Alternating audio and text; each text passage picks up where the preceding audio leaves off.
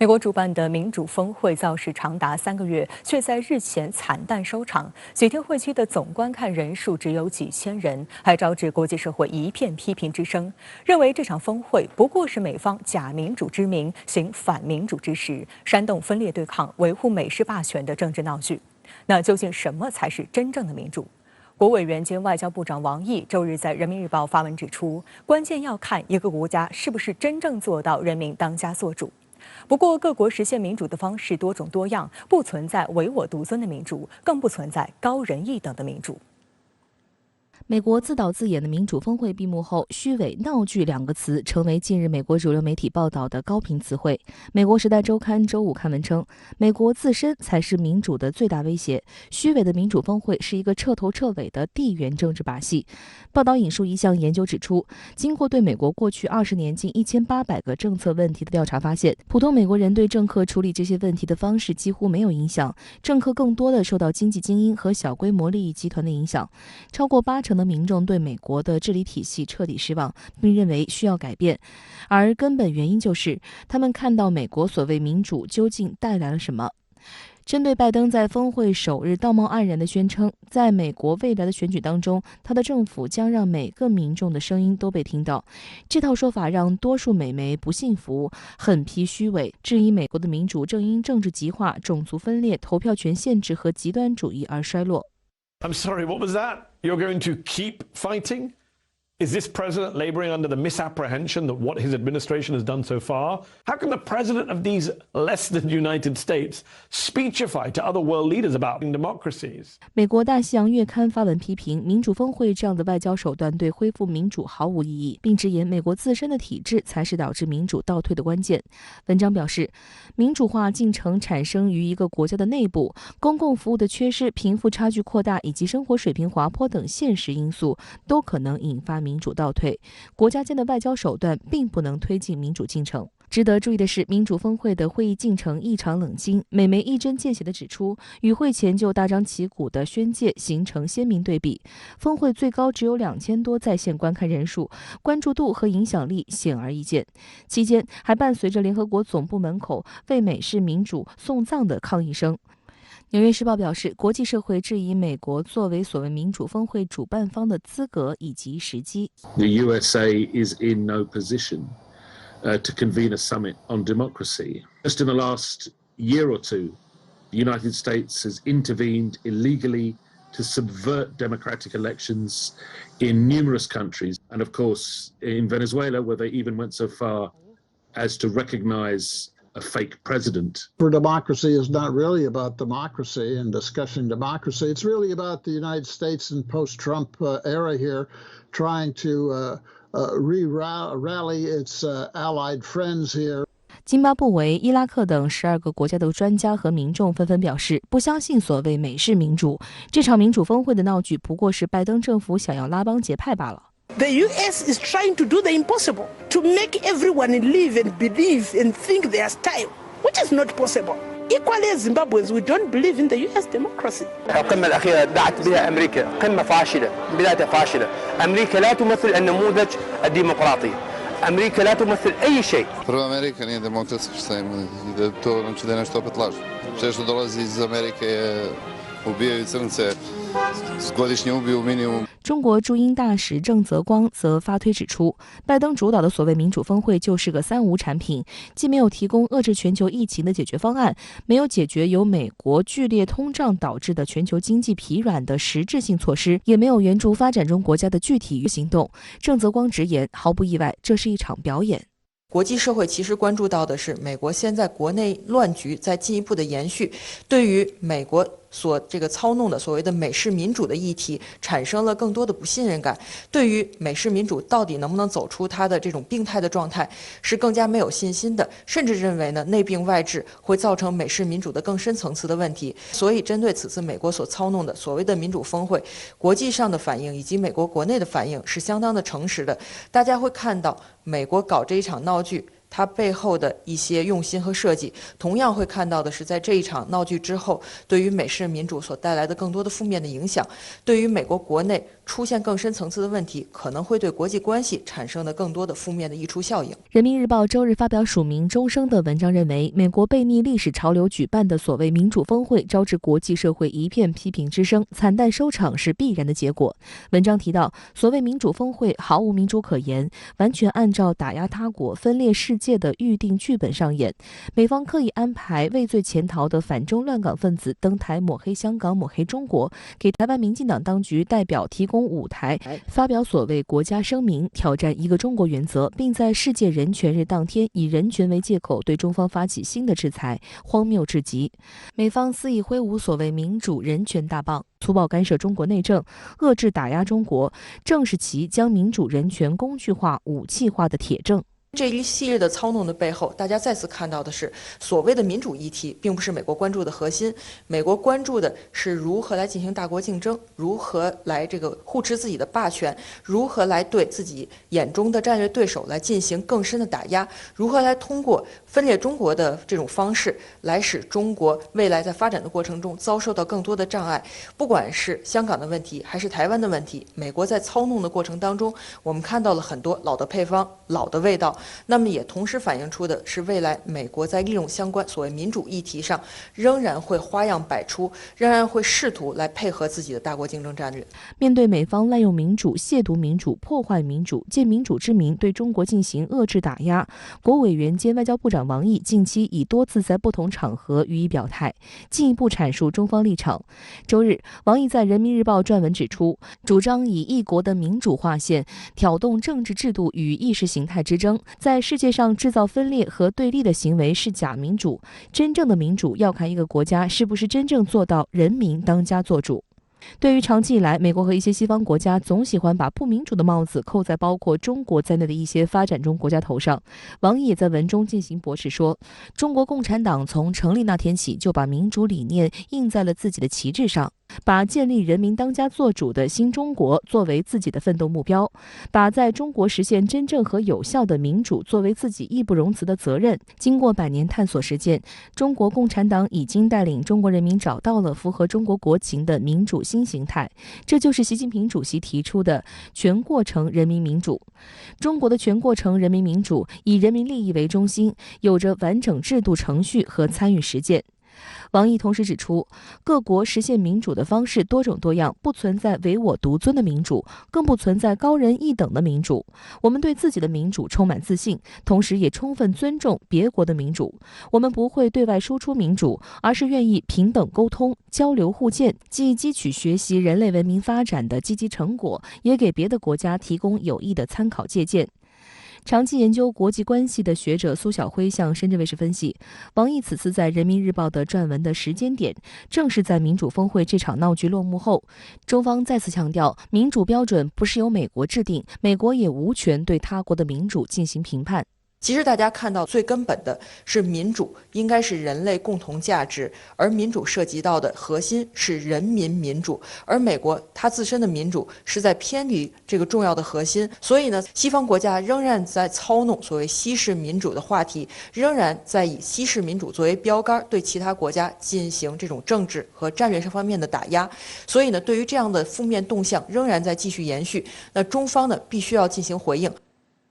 G7外长会议于周末2天在英国利物浦举行，英国外交大臣特拉斯主持此次会议。此前，特拉斯曾预告称，此次会议将把美、英、法、德、意加日7个所谓具有国际影响力的民主国家集结起来，展现对抗全球侵略者、捍卫自由的团结。而据美国彭博社等多家外媒最新消息，周六的会议上，他们果然拿所谓自由民主进行粉饰，操弄起中俄议题。此次 G7 外长会议由英国外交发展大臣伊丽莎白·特拉斯以东道主身份主持，美国国务卿布林肯以及来自法国、意大利、德国、日本和加拿大的外交部长都到场与会。据外媒报道，会议主要议题是7个所谓具有国际影响力的民主国家集结起来，展现对抗所谓全球侵略者、捍卫自由的团结。在开幕仪式上，英国外交大臣特拉斯致辞时就叫嚣，7国需要更团结，加强与其他国家的联系，让这些国家选择跟7国合作，不向所谓专制政权靠拢。We need to defend ourselves against the growing threats from hostile actors, and we need to come together strongly to stand up to aggressors who are seeking to limit the bounds of freedom and democracy. 虽然特拉斯没有点名哪些国家是他所指的侵略者和敌人，但欧盟外交与安全政策高级代表博雷利提到，开会时讨论过中国。China represents today a challenge, a strategic and ideological challenge. 深圳卫视记者注意到，特拉斯特别在外长会召开前一天与美国国务卿布林肯举行双边会晤。美国和那个英国提早两个这个外交部部长见个面了，这个彰显出美国和英国之间的这么一种特殊关系。他们见面的话，肯定要对他们共同关心的事情进行一下对标。然后的话呢，就有一些他们共同关心的议题能够提出彼此的看法和协调彼此的立场，这是他们两个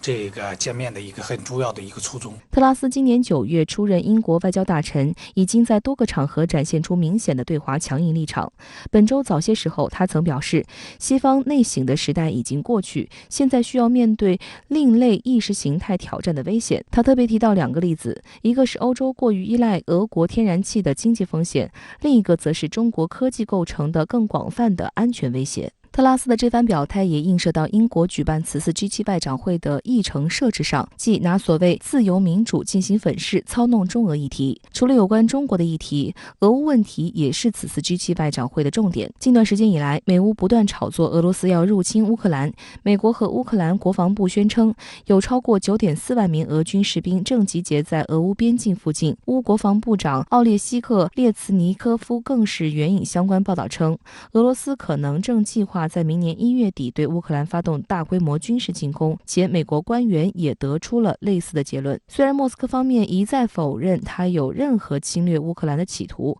但据一名不愿意透露姓名的美国国务院官员告诉彭博社， G7 成员国政府一致警告俄罗斯，如果俄总统普京派兵乌克兰，俄方将面临沉重代价。这名官员说，虽然政府尚未公开说明俄罗斯可能付出的代价，但如有必要，这些措施将很快付诸实践。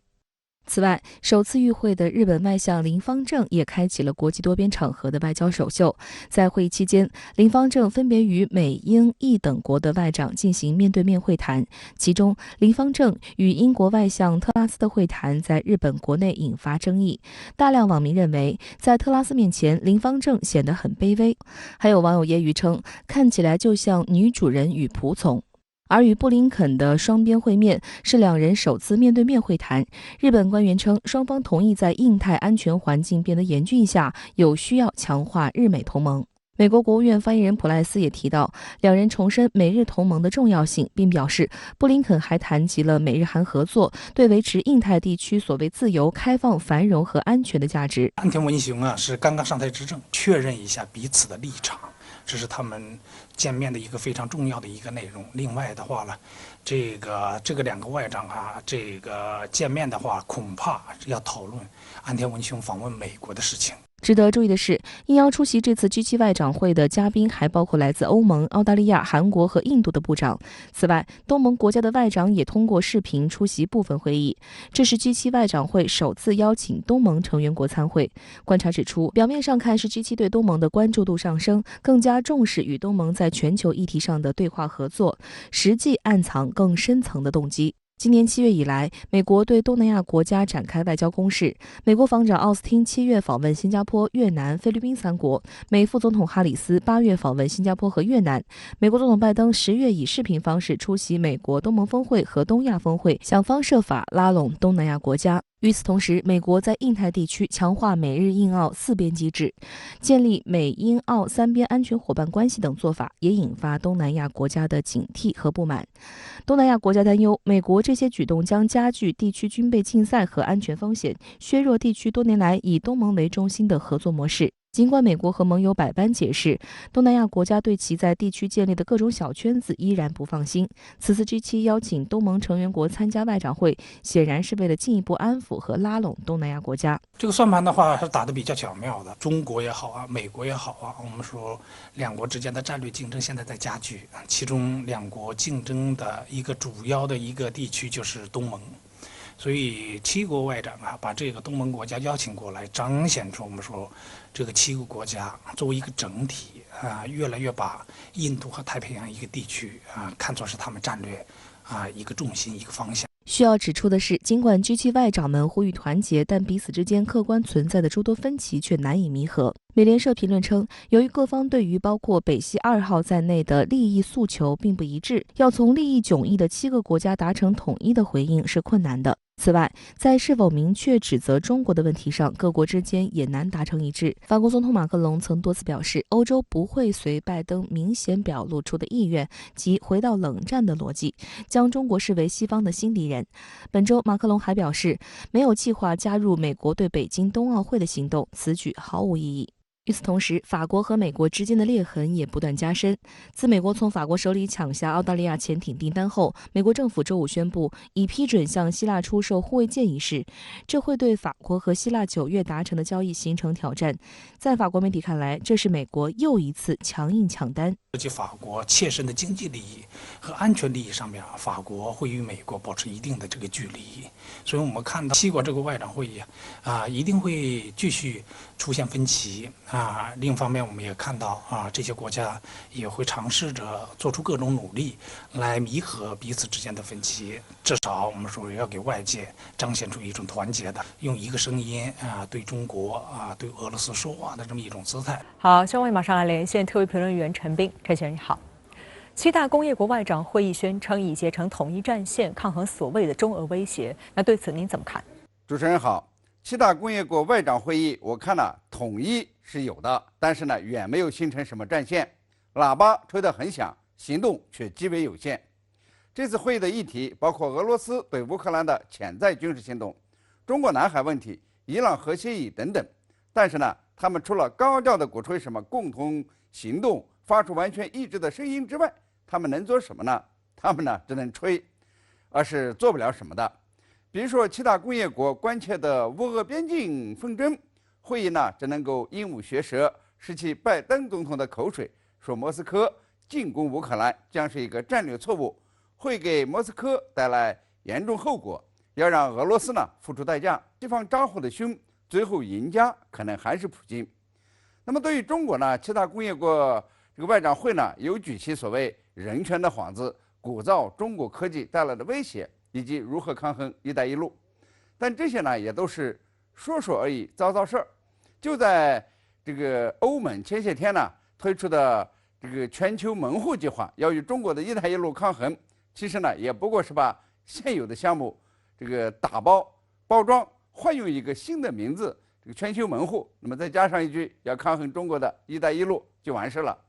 包括西方的专家呢，都嘲笑呀，这个欧盟简直是胡闹。布鲁塞尔公布的3000亿欧元的全球基建投资计划呢，只有框架没有钱。这7大工业国外长会呢，就更不用说了，他们可以很夸张的吹嘘与所谓自由世界的盟友一起站在前线，但是呢，却无力有什么这个行动可言。换句话说，他们有统一的想法和自嗨，但无法形成战线去做点什么。所谓结成统一战线呢，抗衡中俄呢，也不过就是宣传造势。美国组织的所谓民主峰会已经收场了，您怎么看呢？拜登政府还有机会举行下一次民主峰会吗？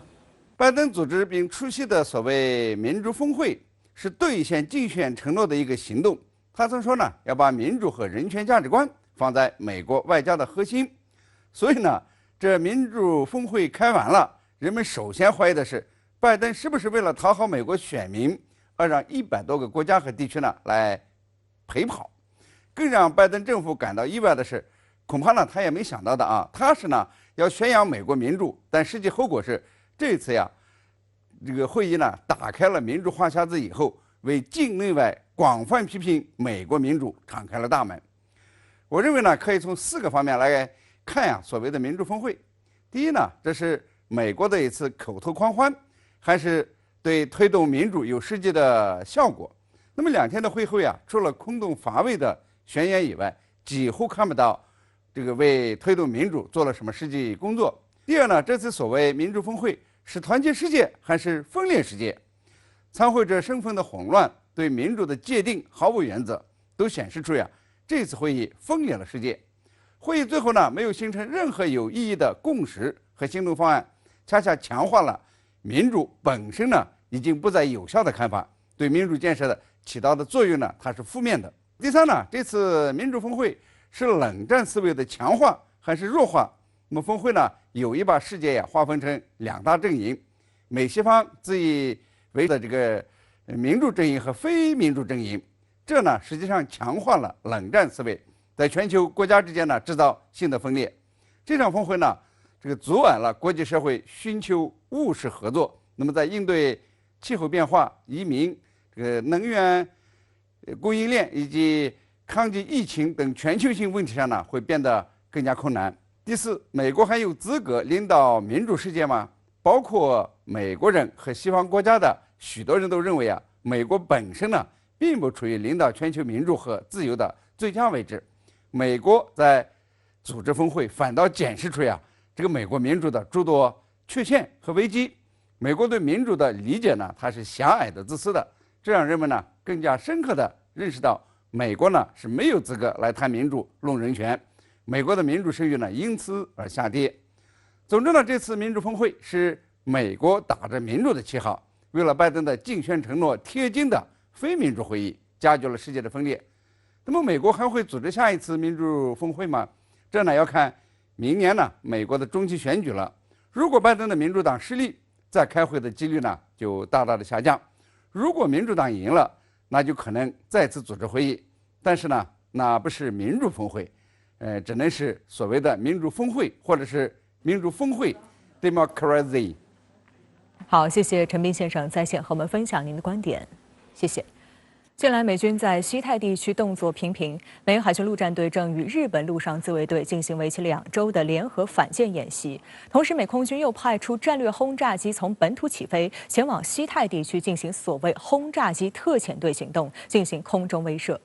有分析指，美空军的3大战略轰炸机都具备进行空中突袭西太对手战略目标的能力，需要格外警惕。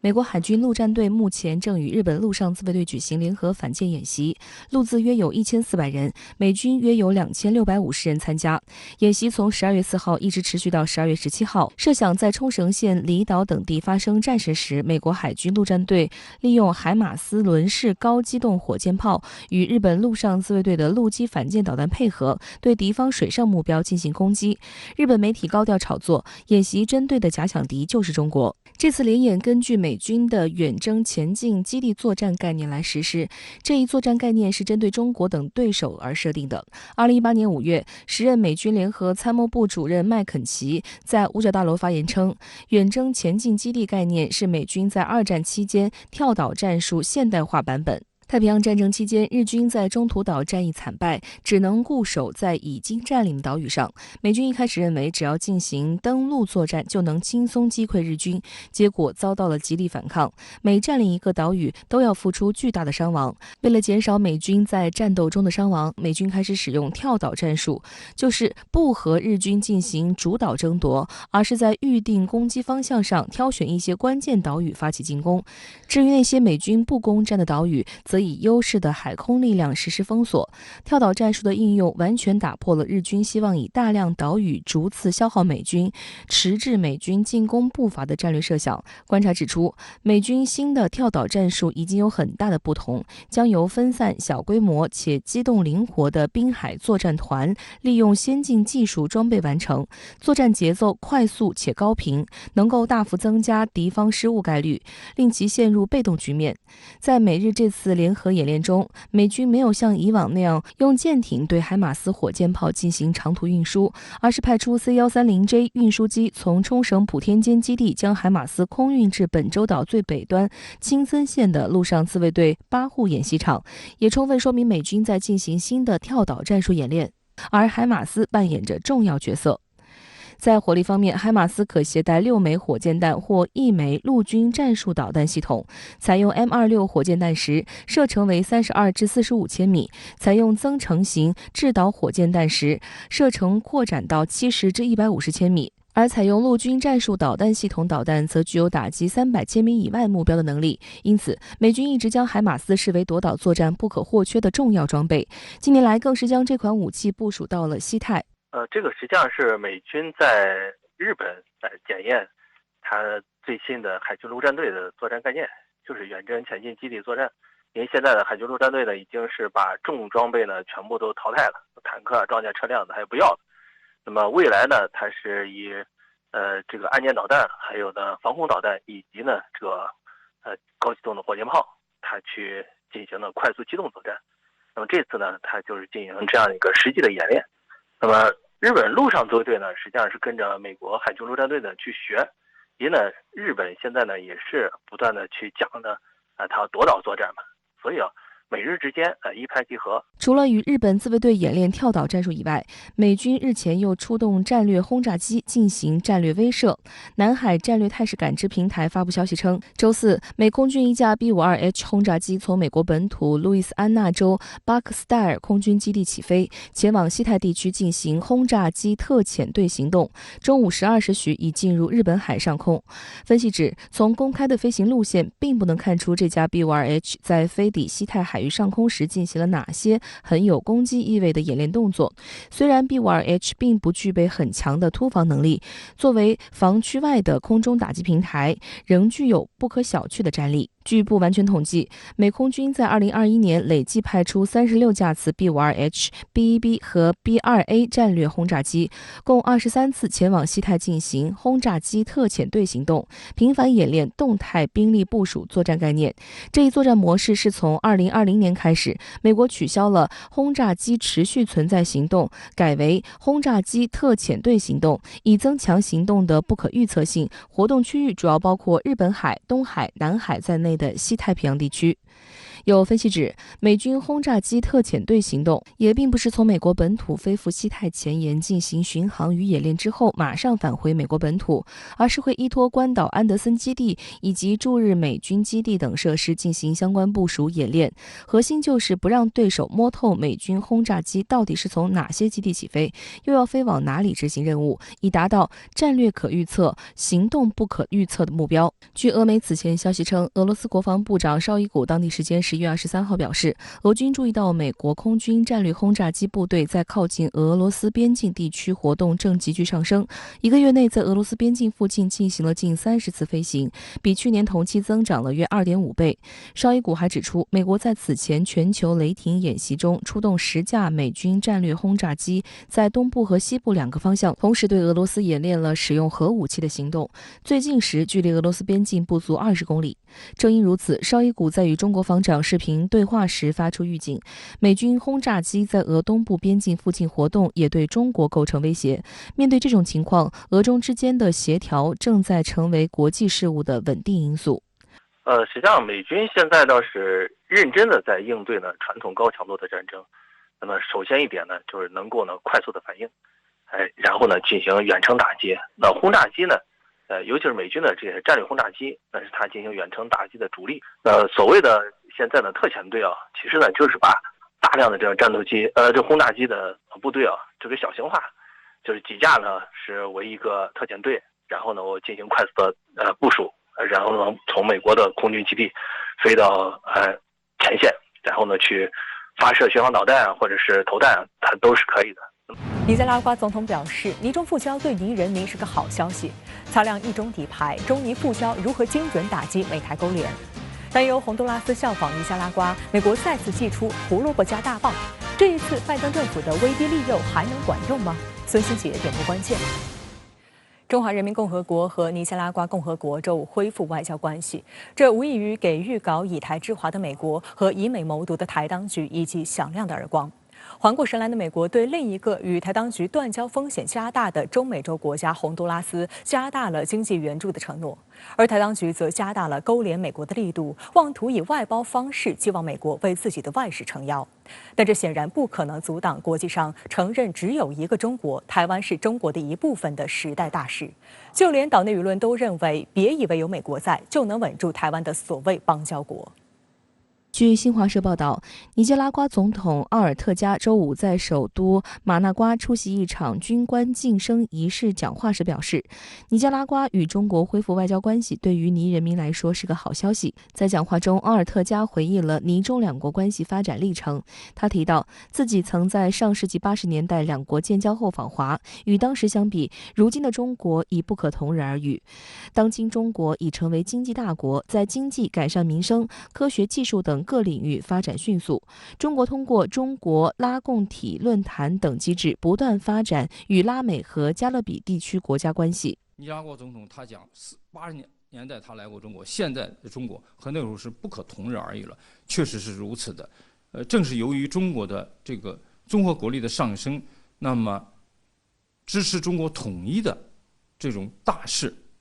也是所趋，是不可逆转的。随着尼加拉瓜与台湾断交，蔡英文任内已经失去8个所谓友邦，台当局仅剩14个所谓邦交国。值得一提的是，在吴钊燮担任台外事部门负责人期间，共有6国与台湾断交。蓝营纷纷喊话吴钊燮下台，台湾民众党籍民代高虹安也讽刺道：“按照这种速度，吴钊燮可能变成台当局最后一任外事部门负责人。”面对外界的批评声，蔡当局果不其然再次甩锅中国大陆。台外事部门周五的新闻稿扬言，中国大陆迫使尼加拉瓜与台湾断交，打压台湾地区外事空间。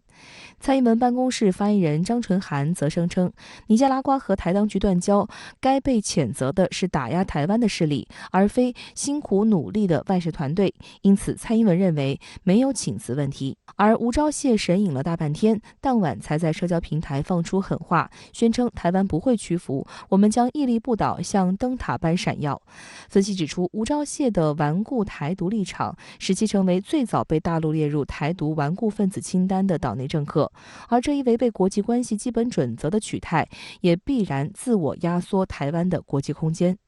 中美洲及加勒比海地区过去被视为台当局的邦交国重镇，但自从蔡英文当局2016年开始执政以来，已经有巴拿马、多米尼加、萨尔瓦多3个该区域国家与台湾断交。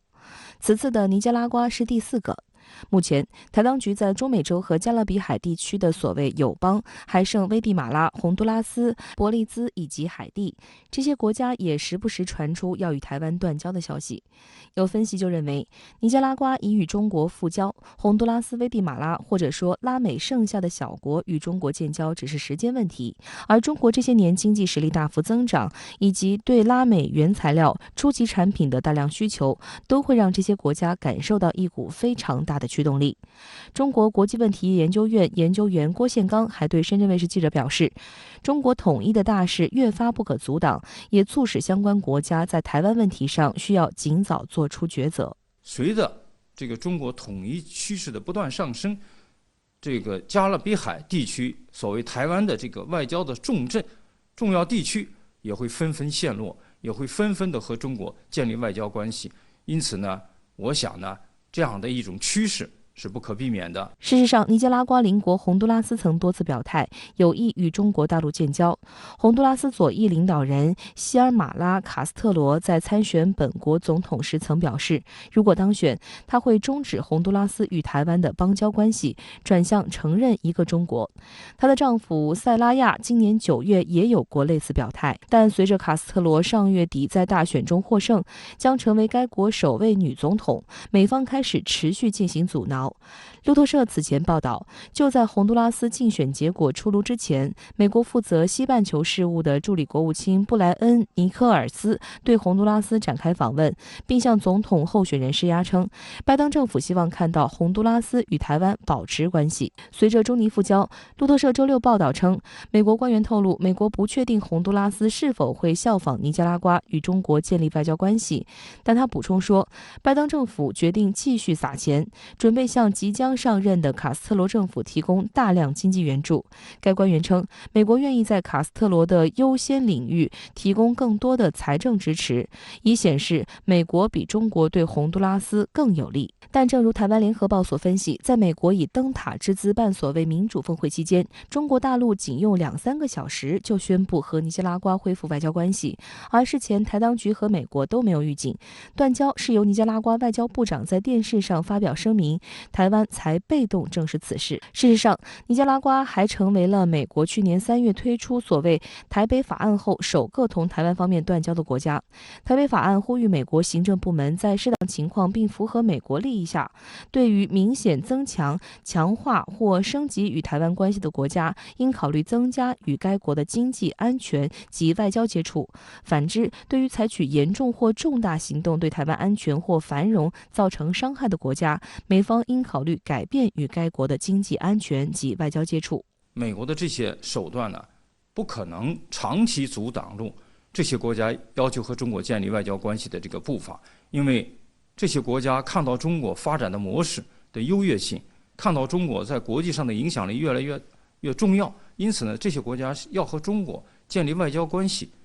是不可阻挡的。脸上无光的美国虽然一再表示这次尼加拉瓜的事情只是具体案例，并强调不认为该地区会再次出现类似情况，但还是采取了一系列行动安抚台湾，找回些许颜面。据美国国会山日报周五报道，美国众议院外交委员会主席格雷戈里·米克斯表示，自己计划下个月带领一个由2党议员组成的代表团前往台湾，以重申美国对台湾的所谓承诺，并表明我们与台湾站在一起。台湾联合报周日的社论就指出，蔡英文说不出口或不敢说的是，当他把外事都外包给美国后，台湾失去自主性，只能被绑上中美对抗的火线，这就注定了台湾的命运将更随着地缘政治与国际情势的变动而飘摇。郭宪刚特别指出，美国的所谓支持从来都不是白给的，台湾必须要付出巨大的，甚至是损害自身的代价，才能满足美国。从过去频繁斥资购买并不实用的武器，再到进口含瘦肉精的美猪，无不说明了这一点。说到底，美国是让台湾人民付出代价来维护美国的利益，因此呢，台湾实际上要认清这一点，不要为他人所用，不要做祖国统一历史的这个罪人。东欧小国立陶宛近期多次在台湾等问题上挑衅中国，立陶宛外交部长兰茨贝尔吉斯起了不小作用。但近日，美国对白俄罗斯的制裁却意外砸到立陶宛的脚。兰茨贝尔吉斯周五已向总理提交辞呈，为未能贯彻美国的制裁而羞愧辞职。立陶宛外交部长兰茨贝尔吉斯周五已正式提交辞呈，理由是美国制裁白俄罗斯后，白俄货物仍然持续过境立陶宛，对立陶宛声誉造成了损害。周四，立陶宛交通部长已经递交辞呈，立陶宛总理确认已收到辞职请求，将在下周做出决定。12月2号，美国、加拿大和英国对白俄罗斯施加了新的一揽子制裁措施，但制裁只适用于3国本土企业。白俄罗斯大型国有企业白俄罗斯钾肥就是受制裁的重要企业之一，这家企业是世界上最大的钾肥生产商之一。白俄罗斯地处内陆，白俄罗斯钾肥一直与立陶宛国有铁路公司合作，通过铁路将钾肥运送至立陶宛的克莱佩达港海运。路透社称，立陶宛国有铁路公司每年能因此获利6000万欧元。而美国的制裁砸到了立陶宛的脚，立陶宛国有铁路公司表态称，不愿为美国制裁买单，拒绝立即中断与白俄罗斯钾肥的合作。此外，立陶宛媒体也报道，停止运输白俄罗斯钾肥不仅对铁路部门，对于立陶宛克莱佩达港也是一个巨大的损失。如果停止运输白俄罗斯货物，立陶宛国有铁路公司将失去约1/4的货运量，而立陶宛克莱佩达港货物吞吐量则将下降30%左右。立陶宛国有铁路公司拒绝配合制裁，让立陶宛政府陷入尴尬境地。执政联盟被批言行不一，面临国内舆论和在野党的极大压力。重压之下，立陶宛外交部长、交通部长双决定辞职。立陶宛呢，他自己的内阁里面就分成了2派啊，一派呢就是以这个要辞职的外交部长为代表的亲美派，那么他们就是坚决的要所谓的站在民主阵营的一边要对呢白俄罗斯公司实施制裁，所以呢他希望立陶宛的国内的企业以及交通部呢对其进行配合。但是另外一派呢是所谓的维护立陶宛的国家利益派那就是以交通部长为代表的。那么他呢当然希望不要让立陶宛的国有企业呢因此而受损。虽然兰茨贝尔吉斯辞职的直接原因与中国没有关系，但在他当外长期间，立陶宛在台湾问题上不断挑衅中国，导致中立关系急剧恶化。11月18号，立陶宛不顾中方严正抗议和反复交涉，允许台湾当局设立驻立陶宛台湾代表处。而随着立陶宛政府站到反华第一线，该国企业的日子就不大好过了。立陶宛国家广播公司9月曾报道，中国公司正取消与立陶宛方面的贸易合作。立陶宛一乳制品加工商负责人坦诚，台湾地区在市场规模上根本无法与中国大陆相比，无论是台湾还是其他任何小市场，都无法取代中国大陆。值得一提的是，对于立陶宛政府不惜以经济为代价炒作台湾问题，该国大部分民众似乎并不认同。立陶宛最新公布的民调结果显示，在对华政策上，只有33.66%的民众支持立陶宛目前在这一问题上的立场，40.59%的民众不赞成。现在就是立陶宛的这样的一批激进的年轻的政客呢，却不顾这个立陶宛的这个真正的经济国家的利益在哪里。这一小部分政客绑架立陶宛的这个外交政策，那反而呢就让立陶宛国内的企业国内的厂商将他们陷入一种非常被动的这样一种状态那如果说中国大陆和这个立陶宛的这种紧张局势在进一步升级的话，那对于这些包括乳制品在内的立陶宛的企业呢，那他们可能呢就会受到比较大的一个伤害。对于立陶宛这样的小国来说，为了讨好美国而连续跟中俄等大国交恶，真的符合自身长远利益吗？德国主流媒体《南德意志报》近日发表评论称，愚蠢的立陶宛人对华采取强硬立场，甚至超过了大多数欧盟成员国所能接受的范畴。南德意志报还称，立陶宛政府为了讨好美国，在台湾问题上做出自私而狂妄的决定，绑架欧盟的对华政策，完全不顾及欧盟盟友的利益。好，下面马上连线车余评论员孙兴杰，孙先生你好。中国和尼加拉瓜复交，那么台湾的友邦在蔡英文政府期间连丢8个，有人说中尼复交是对美台勾连的打脸，那对此您怎么看？中尼双方在天津举行会谈的消息出来之后，1个小时左右，建立外交关系的声明就出来了。从外交操作来说，我认为这次外交活动是优雅的、精准的，也是一次有力的主场外交。之所以说是优雅的，是因为中方用非常低调的外交行动回击了美国制造的民主峰会兵临城下的态势。